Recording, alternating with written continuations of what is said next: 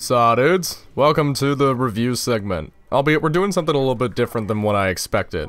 Now, I didn't play Infinite Warfare this weekend even though it was free, because this game's final open beta before release was out. And now it's just a week away from release. You've seen some clips of this game spattered about the channel here and there, and I'd be lying if I told you there wasn't a good reason for it.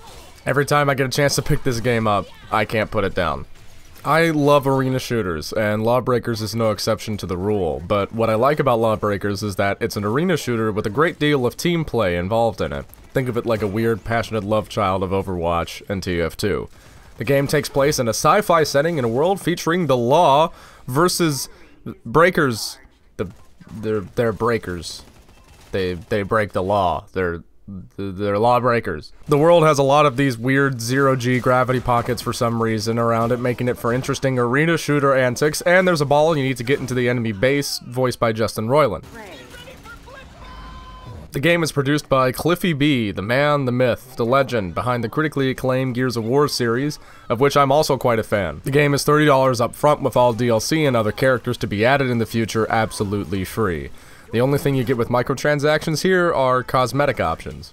Besides a good business model, LawBreakers is a solid game, through and through mechanically speaking. The game hosts 9 character classes, one of which you won't see in the gameplay here, as you can see, because it wasn't available in the beta tests, but the long and short of it is this. There is Vanguard, a minigun-wielding character that can fly through the air like a jet. Titan, armed with a rocket launcher and a big health pool. Enforcer, a typical Soldier 76 style kind of offensive fragger. That's pretty good against Assassin, armed with 2 swords and a grappling hook that allows her to traverse the map in unique and unsuspecting manners. Juggernaut, a giant robot with a shotgun that has a big-ass knife attached to it. Gunslinger, i.e. Lucian from League of Legends. Medic, a character that can hover in the air and rain death from above with a grenade launcher, and keep their allies up with drones. Basically a mix of Mercy from Overwatch and Demoman from TF2. Wraith, basically a Naruto character with a machine pistol. And soon, Harrier, whose ult is literally the Care Bear stare. The game oozes with character and style, and the longer I played the game, the more I appreciated its little creative touches here and there, like a good EDM-infused soundtrack that complements the game thematically quite well. And every character has a distinguishable personality. The game moves at a very, very fast pace, and it's distinctly different than tactical shooters. It might not be your cup of tea at first, but I think that with enough practice, the game's pace doesn't really become a problem. You just kinda have to get a feel for it. The thing I like about the game is that there are certain elements of freshness to every match because the character design is just seriously so good. Nothing here feels out of place or blatantly broken, and every character can kick ass in their own way.